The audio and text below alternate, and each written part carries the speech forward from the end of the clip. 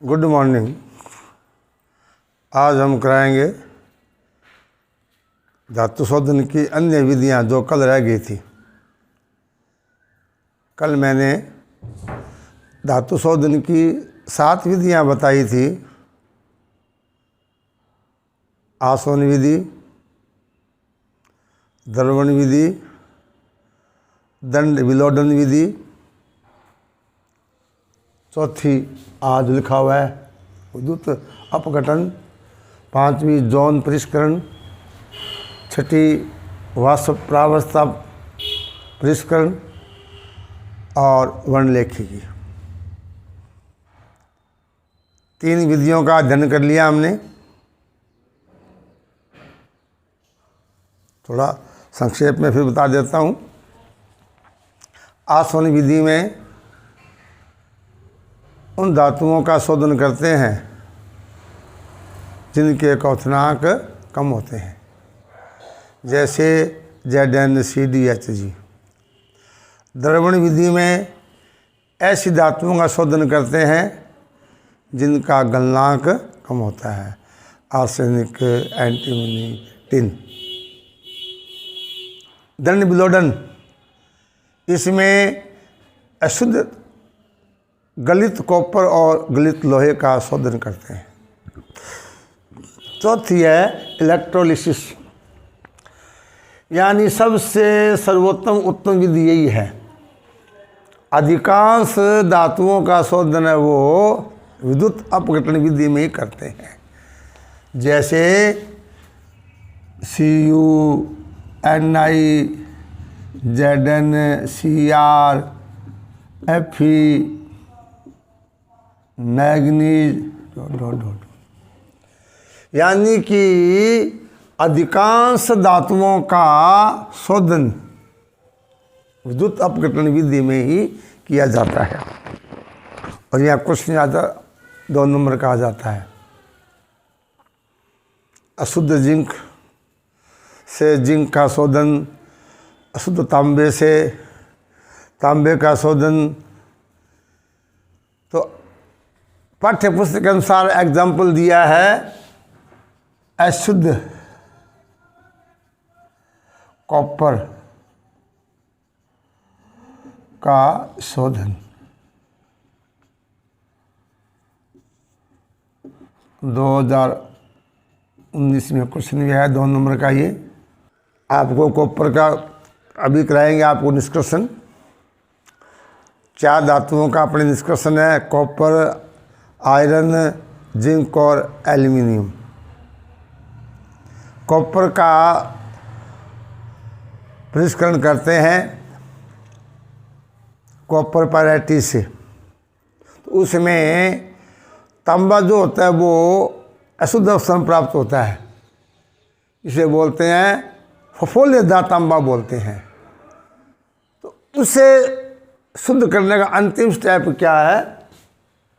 शोधन है।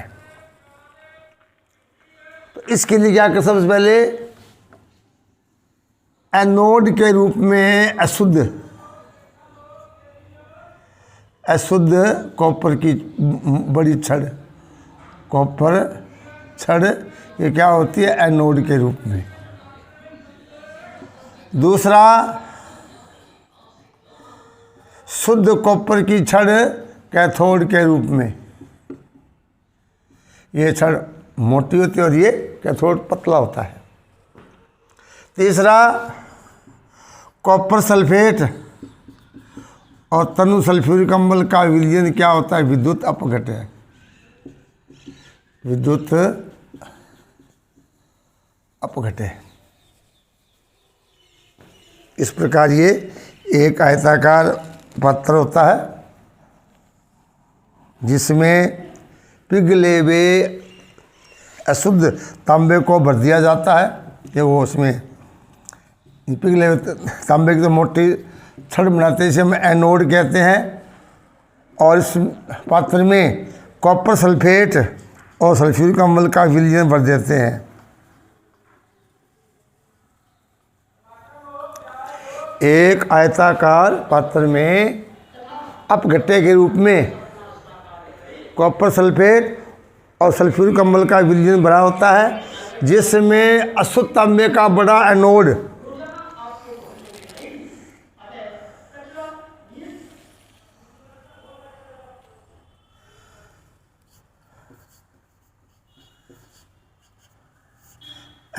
के रूप में प्रयुक्त करते हैं और पतली तांबे की छड़ क्या लेते हैं हम, कैथोड।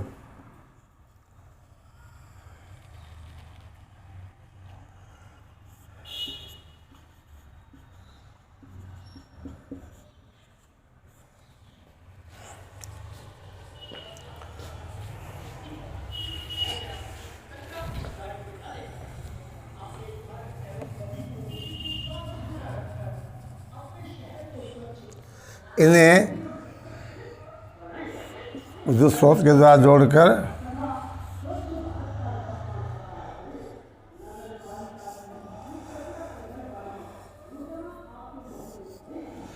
इस प्रकार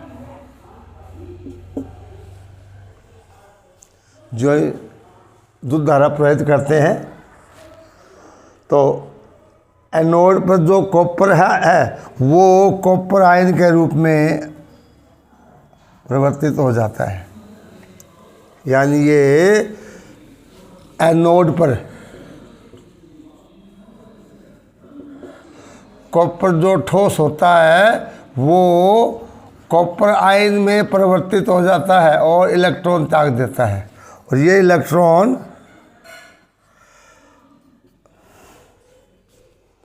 विद्युत तार के द्वारा कैथोड पर पहुंच जाते हैं, जहां ये जो कॉपर आयन है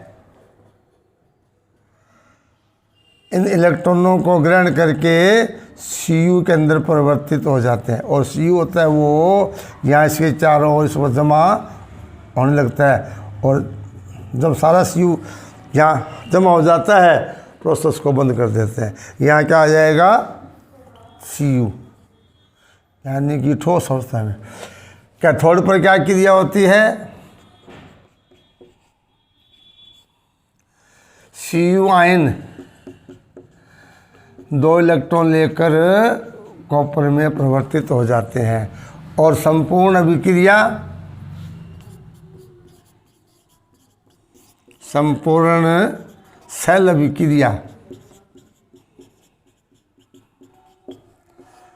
Cu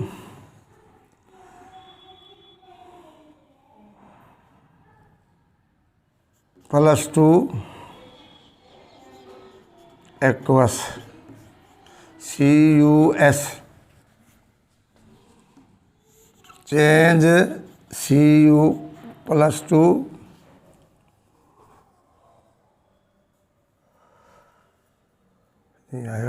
S या Cu ठोस होता है यहाँ, और यहाँ आयन ये क्या करता है, इलेक्ट्रॉन को त्याग कर Cu प्लस CuS या Aq, यहाँ S प्लस Cu2, नहीं तो आपको इसकी ज़रूरत भी नहीं है। इसमें 6 बातें मैंने आपको बता दी। क्या बताई, अशुद्ध एनोड के रूप में तांबे की छड़ लेते हैं जो बड़ी होती है। दूसरा, शुद्ध तांबे की छड़ पतली होती है, वो क्या होती है, कैथोड का काम करती है। इन दोनों छड़ों को आयताकार पात्र में भरे हुए कॉपर सल्फेट और सल्फ्यूरिक अम्ल के विलयन में डुबोकर विद्युत स्रोत से जोड़ देते हैं। तो सबसे पहले एनोड पर जो कॉपर है वो यहाँ घुलना शुरू होता है, यानी कॉपर है वो इलेक्ट्रॉन त्याग कर कॉपर आयन में परिवर्तित हो जाता है, और ये इलेक्ट्रॉन कैथोड पर पहुंच जाते हैं, तथा कॉपर आयन कैथोड की ओर अग्रसित होते हैं, जहां इलेक्ट्रॉन ग्रहण करके कॉपर ठोस अवस्था में परिवर्तित हो जाते हैं, जो यहाँ लगातार एकत्रित होता रहता है। इस प्रकार अशुद्ध तांबे से शुद्ध तांबा का प्राप्ति हो जाती है। एक बात यहाँ आ जाती है कि इसमें जो गुली भी अशुद्धियाँ जैसे AU है, SB है, आर्सेनिक है, वो यही एनोड पर रह जाते हैं, उसके नीचे जमा हो जाती है। इसे क्या बोलते हैं? एनोड पंख। क्या बोलते हैं? एनोड पंख। एनोड पंख। तो ये एक नंबर का आ जाता क्वेश्चन, एनोड पंख क्या होता है। तो इसमें सोने में जो कॉपर में जो कम क्रियाशील धातु है Ag, Au, As, Sb, ये एनोड पर ही नीचे जमा हो जाती है, इनका नाम दिया गया है एनोड पंख। तो इस प्रकार ये इसमें 6-7 बातें हैं। वैसे क्वेश्चन ये 2 नंबर का आता है और वैसे 7 क्वेश्चन बनते हैं, 7 में कोई भी 1 नंबर का आपको पूछा जा सकता है। कैसे कि एक से ये पूछ लिया, अशुद्ध तांबे में एनोड के रूप में क्या प्रयोग करते हैं, कैथोड के रूप में क्या प्रयोग करते हैं, अपघट्य के रूप में एनोड प्रक्रिया क्या होती है, कैथोड प्रक्रिया क्या होती है, और एनोड पंख का मतलब क्या होता है। तो ये है विद्युत अपघटन विधि। सर्वोत्तम सबसे उत्तम विधि यही है। अधिकांश धातुओं का शोधन इसी विधि के द्वारा करते हैं। 5वीं आती है जौन परिष्करण। जौन परिष्करण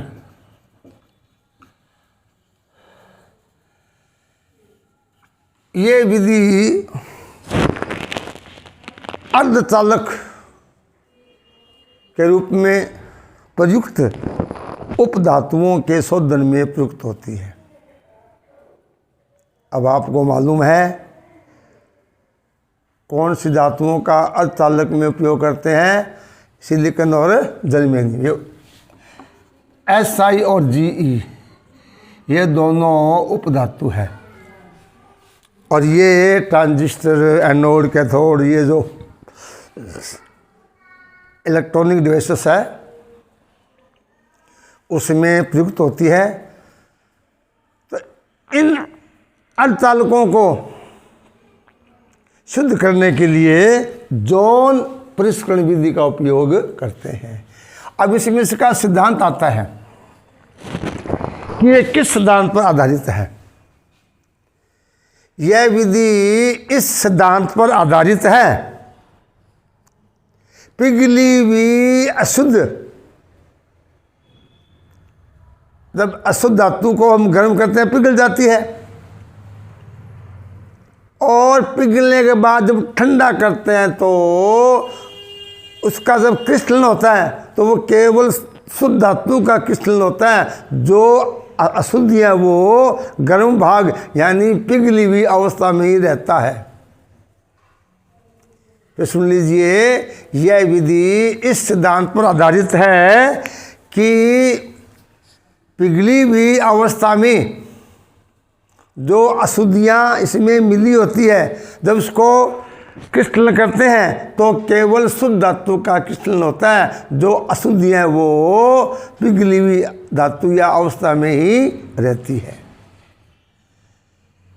कैसे देखिए, इसमें आर्सेनिक, सिलिकॉन या जर्मेनियम जो एक मोटी छड़ होती है वो पतली, उसको पतला छड़ में परिवर्तित करके एक उत्कृष्ट गैस के वातावरण में लेते हैं। जे किसमें इस प्रकार, इसमें किताब में डायग्राम भी दिया हुआ है।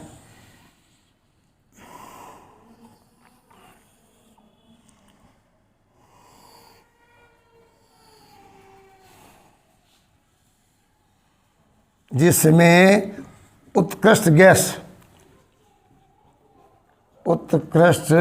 का वातावरण होता है और इसमें धातु की छड़ होती है। इस प्रकार ये अशुद्ध छड़ होती है, इस प्रकार रखी होती है।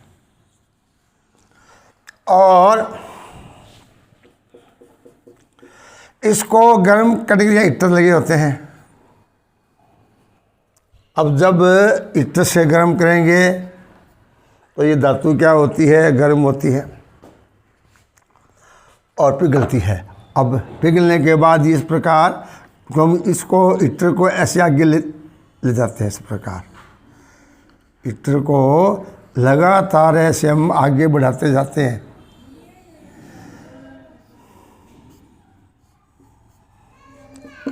अब ऐसा करने से क्या होता है, जब यहाँ इस धातु को उपधातु जो सिलिकॉन या जर्मेनियम है गर्म करेंगे पिघल जाती है, और इस हीटर को यहाँ से हटा देंगे और आगे ले जाते हैं। आगे ले तो ये पीछे क्या होगा, इसका क्रिस्टल शुरू हो जाएगा। यहाँ क्या हो जाएगा, ठोस में परिवर्तित हो जाएगी। यहाँ क्या केवल शुद्ध सिलिकॉन या जर्मेनियम होगा, और जो अशुद्धि है वो यहाँ पिघल जाती है, यहाँ आ जाती है। अब क्या है, जो इसको हम गर्म करते जाएंगे, ये हीटर को हम आगे ले जाएंगे तो ये अशुद्धियाँ आगे इसमें चलती जाएगी, और जो धातु है वो धीरे धीरे ये क्रिस्टल के रूप में परिवर्तित हो जाती है। या पीछे से ये जो शुद्ध धातु है वो ठोस होती रहती है, और जो अशुद्धियाँ वो यहाँ आ जाती है। अंत में ये जोन यहाँ आकर इकट्ठी हो जाती है। अब ऐसा हम 5-7 बार करते हैं। फिर यहाँ दोबारा इसको गर्म करेंगे, फिर पिघल जाएगी, हीटर आगे ले जाएंगे, धातु का क्रिस्टल होगा, अशुद्धियाँ यहाँ पर आ जाएगी, हीटर आगे ले जाएंगे, धातु पिघल जाएगी, पीछे क्रिस्टल होगा। इस प्रकार लगातार ऐसा करने सारी अशुद्धियाँ इस अंतिम जोन में आकर इकट्ठी हो जाती है, और उसको बाद में यहाँ से अलग कर देंगे। पीछे क्या बच जाएगी, केवल शुद्ध अर्धचालक। तो आ जाता है कि जर्मेनियम और सिलिकॉन के शोधन में कौन सी विधि काम में लाते हैं। आंसर क्या बताओगे, जॉन पृष्करण। सिद्धांत ये देना है कि अशुद्ध धातु को जब पिघलाते हैं और फिर ठंडा करते हैं, जब पुनः क्रिस्टलन होता है तो केवल शुद्ध धातु का ही क्रिस्टलन होता है, जो अशुद्धियाँ वो पिघले हुए भाग में ही शेष रह जाती है, जैसे सिलिकॉन और जर्मेनियम। उसके बाद 6 नंबर है वाष्प प्रावस्था पृष्करण। नंबर 6 है वाष्प प्रावस्था। वाष्प प्रावस्था पृष्करण। तो जैसा कि नाम से विदित है, वाष्प के द्वारा, यानी यह एक रासायनिक प्रोसेस है। इसमें अशुद्ध धातु को पहले अभिकर्मक के साथ क्रिया कराकर वाष्पशील यौगिक में परिवर्तित करते हैं, और उसे पुनः अलग कर जब गर्म करेंगे धातु है वो शुद्ध होती है। इस विधि में निकल और जर्कोनियम का शोधन करते हैं। यानी यहाँ 2 इसके पार्ट है, एक मंड विधि और एक वान आर्केल। यानी कि वाष्प प्रावस्था में क्या है, सिद्धांत का यही है कि अशुद्ध धातु को गर्म कर उसमें किसी रासायनिक अभिकर्मक को मिलाया जाता है, जो उससे क्रिया करके वाष्पशील यौगिक में परिवर्तित हो जाती है, और उस वाष्प को इकट्ठा करके पुनः गर्म करेंगे तो शुद्ध धातु की प्राप्ति होती है। यहाँ 2 इसके प्रकार है। एक है निकल का शोधन, जिसे कहते हैं मांड या मंड प्रोसेस, मंड प्रक्रम, और दूसरा वान आर्केल, जिसमें जर्कोनियम का शोधन करते हैं। तो पहला है मांड प्रक्रम, पहला है मंड प्रक्रम। यहाँ है एन धातु का शोधन। दूसरा है वान आर्केल, वान आर्केल, इसमें जर्कोनियम ZR। तो एक नंबर का क्वेश्चन आ जाता है कि मंड विधि में किस धातु का शोधन करते हैं? निकल धातु का। वान आर्केल में जरकोनियम। पहले है मंड विधि। इस विधि में क्या करते हैं? अशुद्ध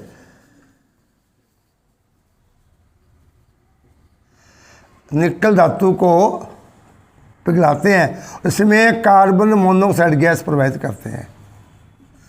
तो केवल जो निकल है वही कार्बन 375 केल्विन पर क्या होता है, ये निकल है वो कार्बन मोनोऑक्साइड गैस से क्रिया करके एक वाष्पशील संकुल यौगिक का निर्माण कर देती है। क्या है? वाष्पशील संकुल का निर्माण कर देती है। इन वाष्प को हम इकट्ठा कर लेते हैं, अशुद्धियाँ शेष बची रहती हैं।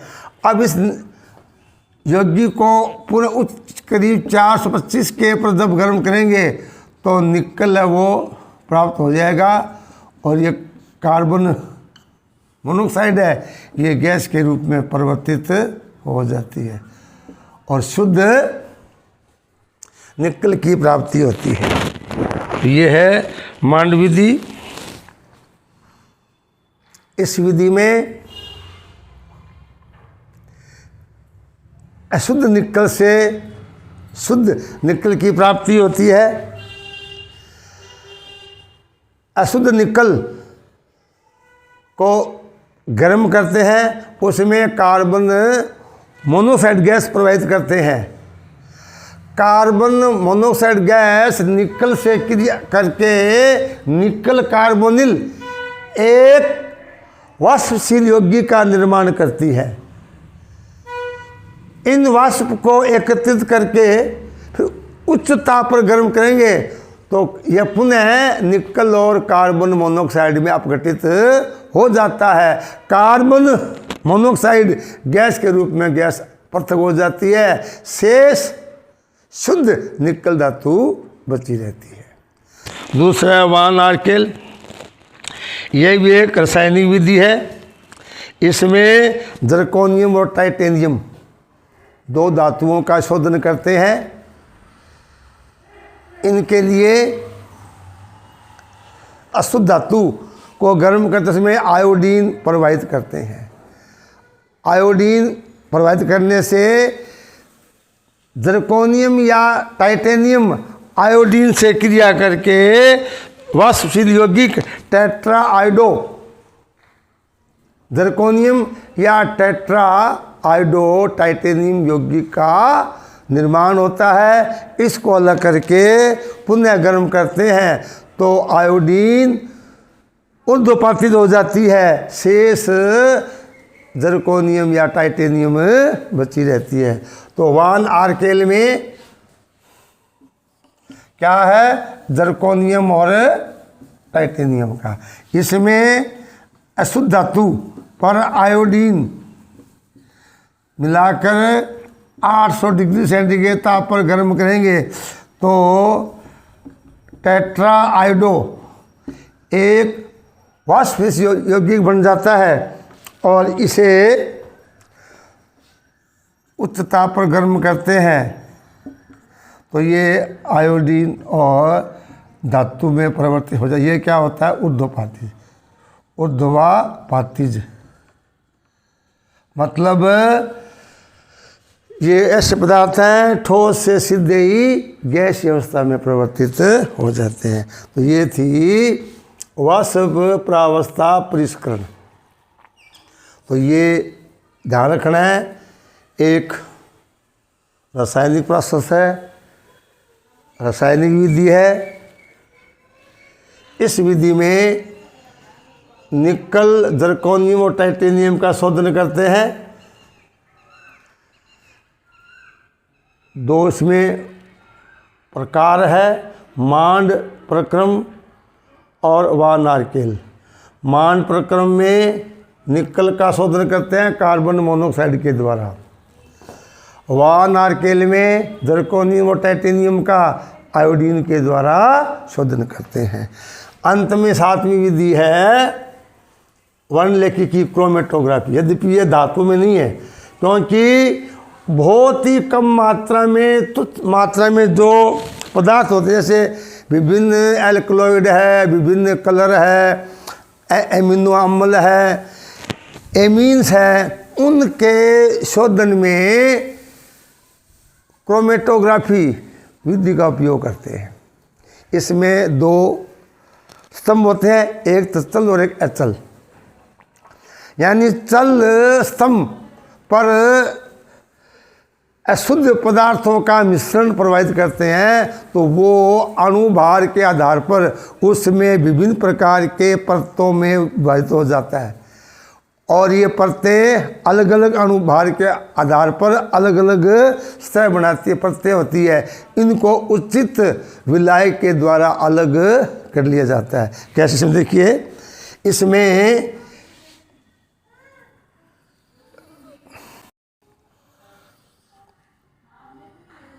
ये यहाँ स्टार्च का यानी स्थायी स्तर होता है,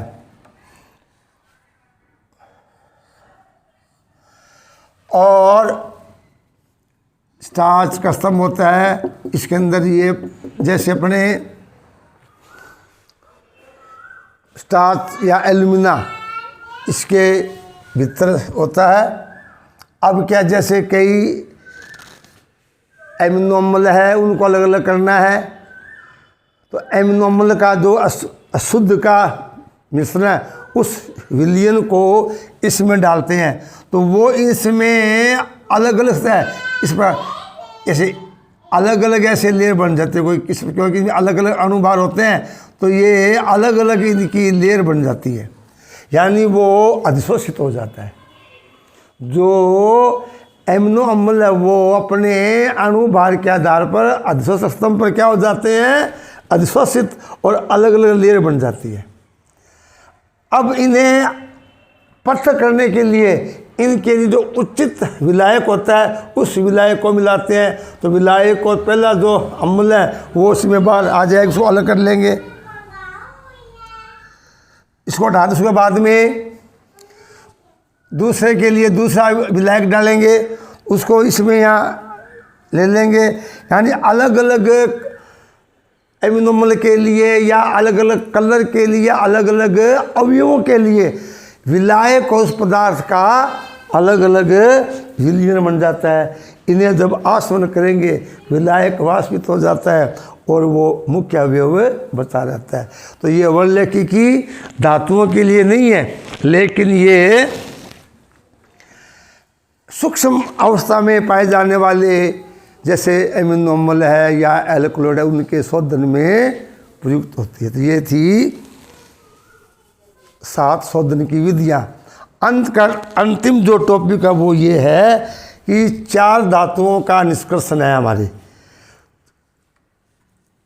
Cu, Fe, Zn और Al, यानी कि कॉपर, आयरन,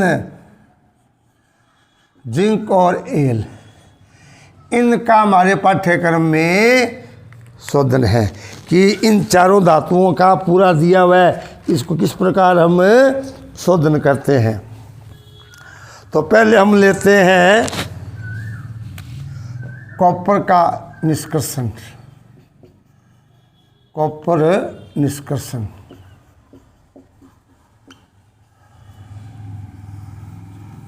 आप जानते हो कॉपर क्या है। Cu एक डी ब्लॉक एलिमेंट है,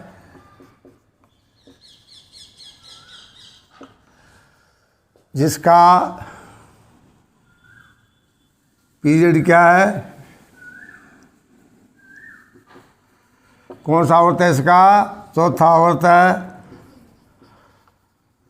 ग्रुप क्या है इसका, 11वां। एटॉमिक नंबर 29, इलेक्ट्रॉनिक कॉन्फ़िगरेशन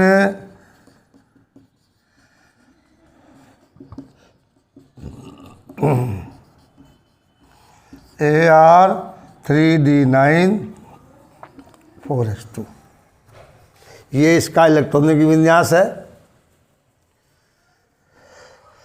जो कि गलत है, क्योंकि हमें क्या बनाना है कि निम्नानुसार तो ये होना चाहिए। वास्तविक ये होता है AR3D10 4s1।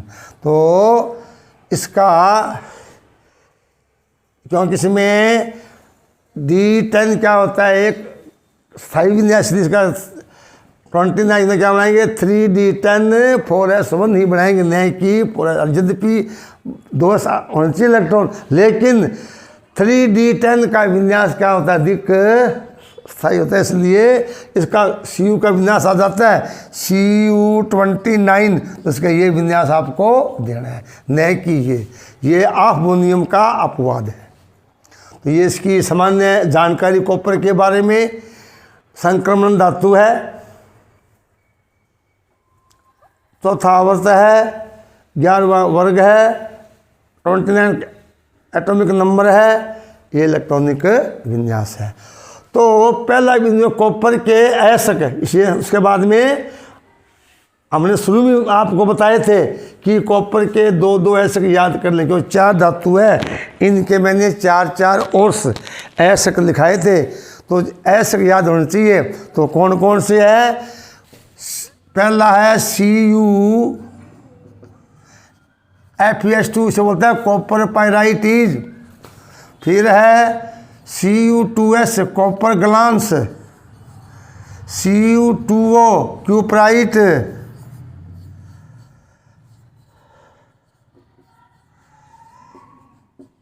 मेलेकाइट,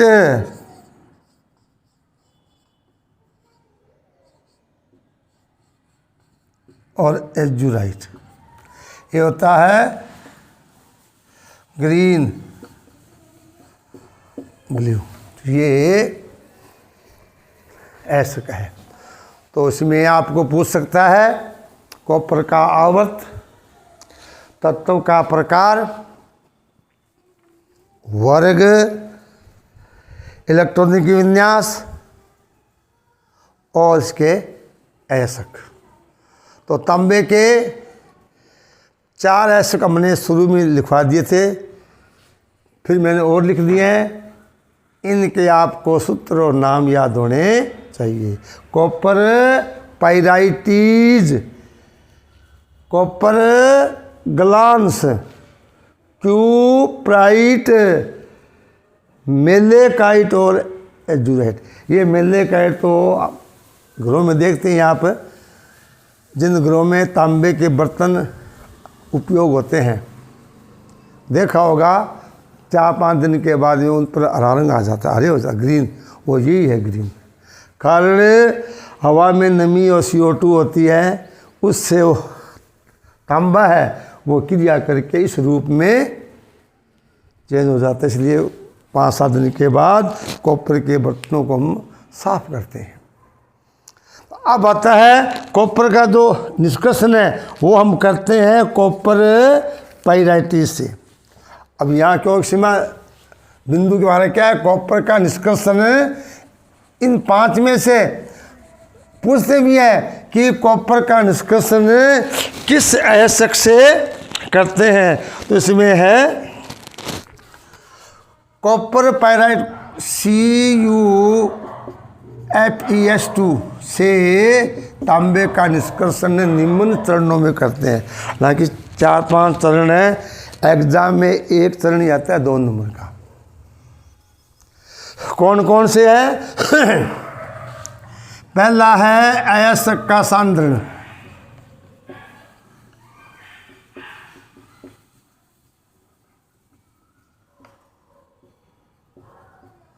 दूसरा है वर्जन, यानी कि सांद्रित अयस्क का वर्जन, तीसरा है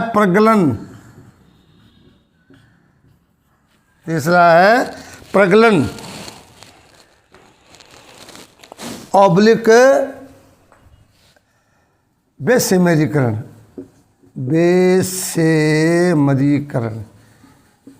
क्योंकि भर्जन के बाद में प्रगलन न लेकर बेसिमरीकरण ले लेते हैं, इसलिए हम ये लिख दो बेसिमरीकरण ले, और चौथा लिख दोगे शोधन। यानी कि कॉपर पैरिटी से तांबे का जो शोधन है, निष्कर्षण है, वो 4 चरणों में करते हैं। अयस्क का सांद्रण, सांद्रित अयस्क का भर्जन, बेसिमरीकरण और शोधन। हमने शोधन तभी आज ही किया है, कौन सा? विद्युत अपघटन। यानी बेसिमरीकरण से क्या प्राप्त होगा? हमें अशुद्ध तांबा। उसको हम शुद्ध कैसे करते हैं? हमने आज ही आपको शोधन की विधि में बताया था। तो पहला है सांद्रण। चूँकि ये क्या है? सल्फाइड है। कॉपर पैरिटी कौन सा अयस्क है? सल्फाइड अयस्क है। इसलिए इसका जो सांद्रण है वो किसके द्वारा करते हैं? जाग पलवन विधि के द्वारा। जाग पलवन। अब ये आ जाए तो आप पीछे हमने करवा दिए कि जाग पलवन में सांद्रण कैसे करते हैं? बारीक पीसे हुए अयस्क को जल और नारियल तेल से भरे पात्र में डाल देते हैं। उसमें पलवन कारक, जाग कारक, स्थायी कारक मिला देते हैं, जैसा कि हमने पीछे आपको बताया है। और इसमें प्रबल वायु के झोंके वायु प्रवाहित करते हैं तो सल्फाइड कॉपर पैरिटी के झाग बनते हैं। वो झाग जल की सतह पर आ जाते हैं और उनको वहाँ से पृथक कर लेते हैं। जो गैंग या मैट्रिक्स है वो नीचे पेंदे पर बैठ जाती है। यहाँ इतने पूछेंगे कि कॉपर पैरिटीज का सांद्रण किस विधि से करते हैं? जाग पलवन से। दूसरा आता है भर्जन। दूसरा क्या है? भर्जन। अब भर्जन के बारे में हम कर चुके हैं। वही विधि है, बस क्रिया चेंज हो जाएगी।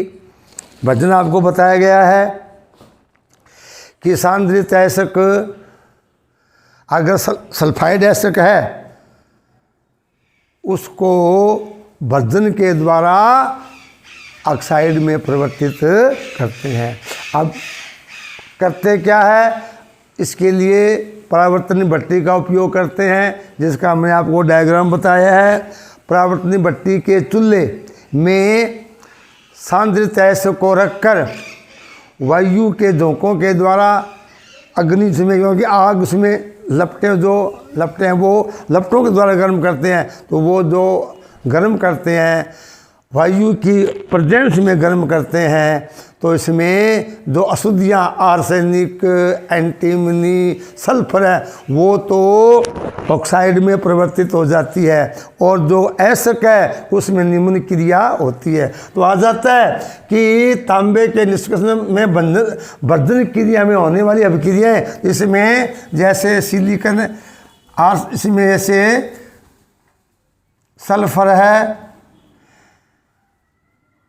तो वो SO2 में परिवर्तित हो जाएगा। आर्सेनिक भी आर्सेनिक ऑक्साइड में परिवर्तित हो जाएगी। एंटीमनी भी, ये यानी अशुद्धियाँ है वह सब सील ऑक्साइड में परिवर्तित हो जाती है। ये वह सब सील ऑक्साइड जो बाहर निकल जाते हैं चिमनी के द्वारा।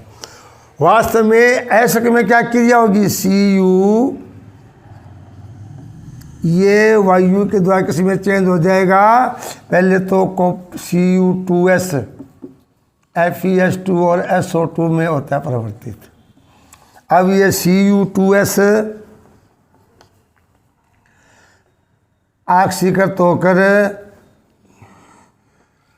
Cu2O में परिवर्तित होता है और FeS2 भी FeO में परिवर्तित हो जाता है। तो ये तो मुख्य 3 क्रिया। अगर आ जाए कि तांबे के निष्कर्षण में वर्जन में होने वाली अभिक्रियाएं। अब यहाँ एक बात और ध्यान देना, क्योंकि यहाँ कॉपर ऑक्साइड और आयरन ऑक्साइड दोनों है, इसलिए यहाँ FeO को हटाना जरूरी। इसलिए इस वर्जन क्रिया में कुछ मात्रा में SiO2 मिला देते हैं। ये क्या करता है, बनने वाले FeO को किसमें बदल देता है, FeSiO3 से बोलते हैं धातुमल, यानी गलित अवस्था में परिवर्तित हो जाता है। केवल CuO2S का मिश्रण बचता है, इसे क्या बोलते हैं, कॉपरमेट। यानी कि वर्जन क्रिया में जो हमें प्रोडक्ट मिलता है अंत में, वो कॉपर ऑक्साइड, कॉपर सल्फाइड, कुछ आयरन सल्फाइड का एक मिश्रण प्राप्त होता है। इसे क्या बोलते हैं, कॉपरमेट। और कॉपरमेट को विषमरीकरण के द्वारा कॉपर में परिवर्तित किया जाता है। इसका जन्म कल करेंगे। Thank you.